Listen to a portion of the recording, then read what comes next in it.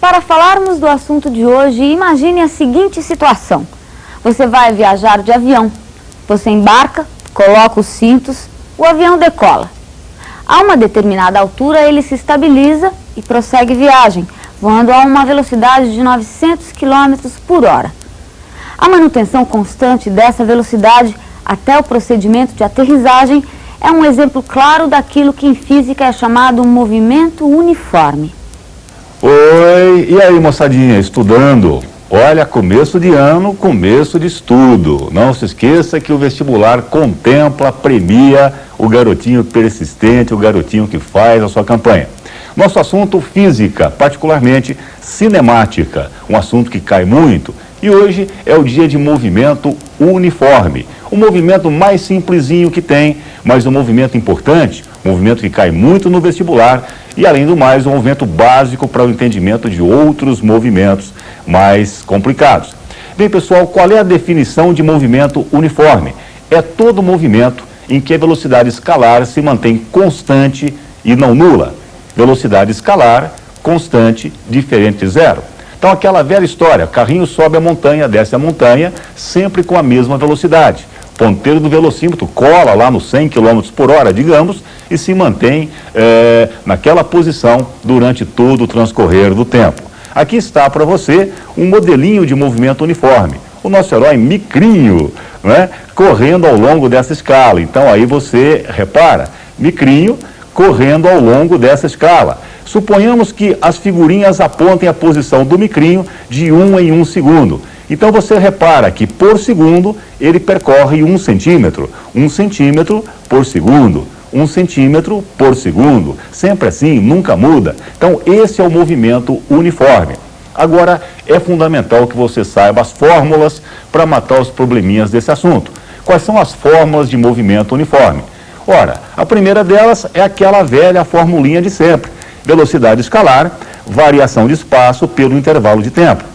V, ΔS sobre ΔT. Agora, essa mesma fórmula desenvolvida origina a chamada função horária do espaço. Aí está no vídeo para você. A função horária do espaço para o movimento uniforme. S igual a S0 mais VT. Uma função do primeiro grau. Veja bem, o tempo que aparece aí com expoente igual a 1. Ora, há quem chame essa fórmula de a formulinha do sorvete, né? A moçada chama a fórmula do sorvete. Por que a fórmula do sorvete? Aí está, S igual a S0 mais VT parece sorvete. Então, rapaziada já inventou essa brincadeira, é a fórmula do sorvete. Importante que você saiba que a função horária do espaço, ela informa como o espaço varia com o passar do tempo. Ela fornece a posição na trajetória no instante considerado. S igual a S0 mais VT. Agora, pessoal, qual é a trajetória no movimento uniforme? Pode ser qualquer, pode ser uma reta, pode ser uma parábola, pode ser uma circunferência. Então, no vídeo para você, um filminho, um VT, que mostra a ideia de movimento uniforme numa trajetória circular. Então, vamos ao movimento uniforme em trajetória circular. A partícula vai descrever movimento circular e uniforme. Veja você, a velocidade escalar se mantém constante, sempre a mesma, nunca muda. Lá vai a partícula, movimento uniforme em trajetória circular. Não é isso?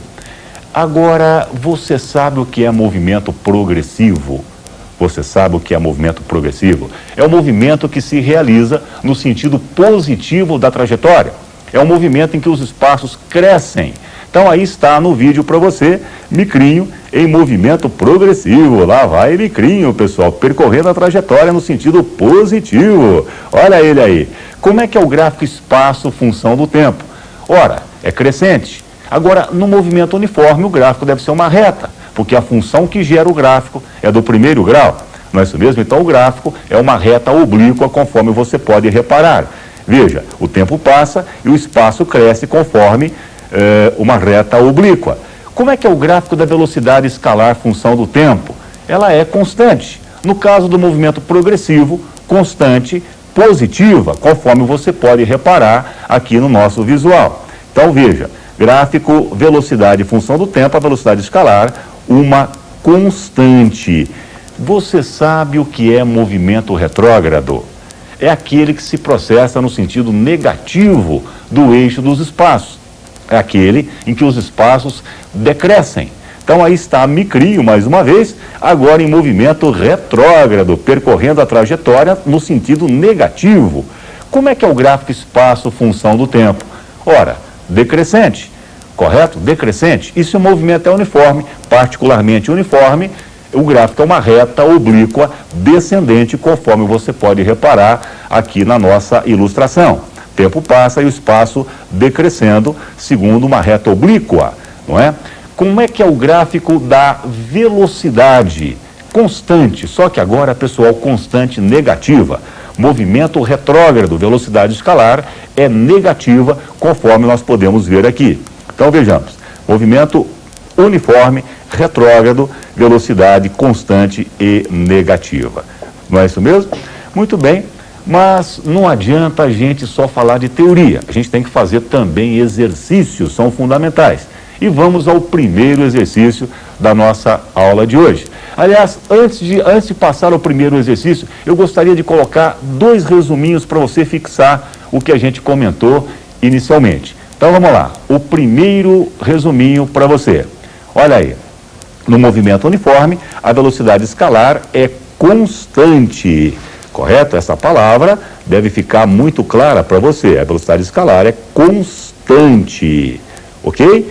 E o segundo resuminho, aí está no ar para você, correto? No movimento uniforme, o móvel percorre espaços iguais em intervalos de tempo iguais. Então, por segundo, por minuto, por hora, a distância percorrida é sempre a mesma.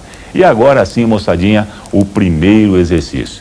Vamos lá. É uma questão interessante, é uma questão bonitinha, que trata do seguinte: um cão que deverá interceptar um pobre ciclista. Veja bem, olha só, o ciclista, ele viaja com velocidade 4 metros por segundo, correto? O cão tem uma velocidade desconhecida. Veja bem, a velocidade do cão não é conhecida. Aliás, é a pergunta do problema.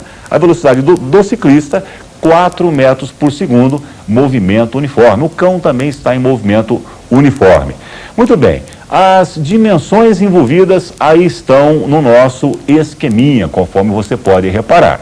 Veja bem, esse comprimento, 8 metros, este outro comprimento, 6 metros. Pessoal, dá para adivinhar qual é o comprimento desse muro atrás do qual o cão deve correr? Hein? É um muro de quantos metros? 10 metros. Como é que faz para achar os 10 metros? É só aplicar Pitágoras, o velho teorema do velho Pit. Pitágoras, triângulo retângulo, cateto 6 e 8, hipotenusa 10. Então eu já sei que o cão deverá correr 10 metros para interceptar o ciclista. Então veja a pergunta, olha para o vídeo e observe a questão. Qual é a velocidade do cão para interceptar o pobre ciclista nesse ponto? Entendeu? Qual é a velocidade do cão para alcançar o ciclista bem aqui? Ora, pessoal, qual é a condição para se resolver esse problema? Para o cachorro alcançar o ciclista, interceptar o ciclista, a condição é: o tempo gasto pelo cão deve ser igual ao tempo gasto pelo ciclista.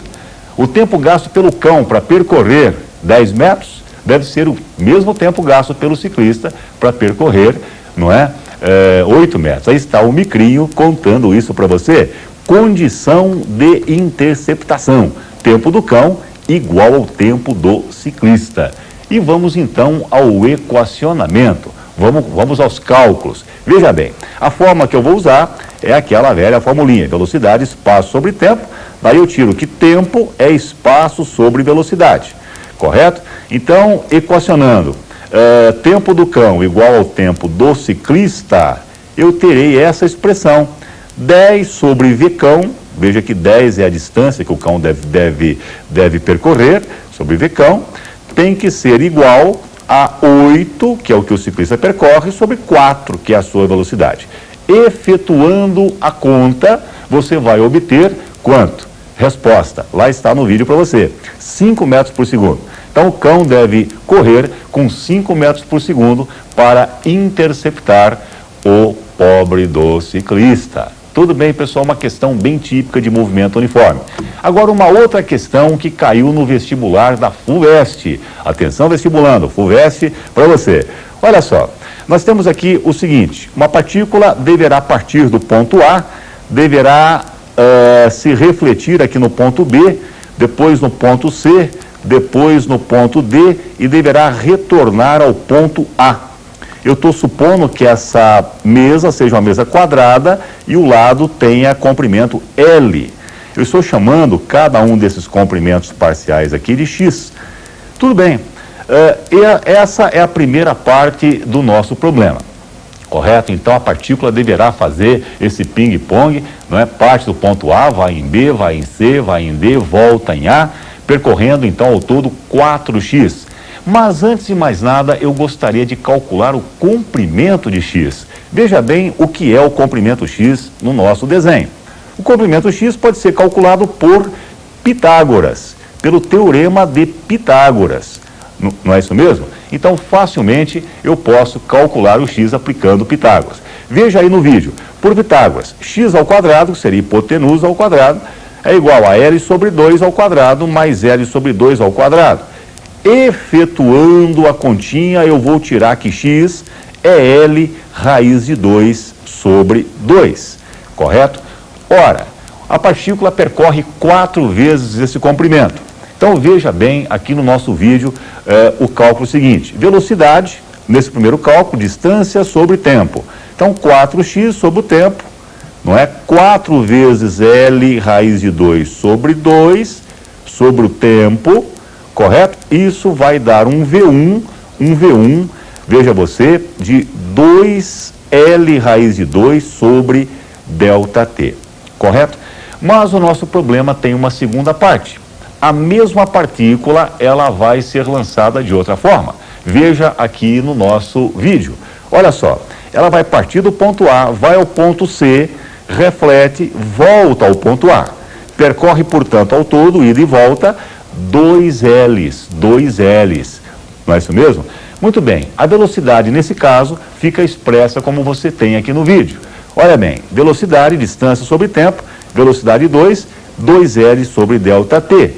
Agora, a FUVEST dizia que em ambos os casos, primeira experiência e segunda experiência, o tempo gasto era o mesmo. E perguntava qual a relação entre a velocidade 1 e a velocidade 2. Então vamos ao cálculo seguinte. Aí está no vídeo para você.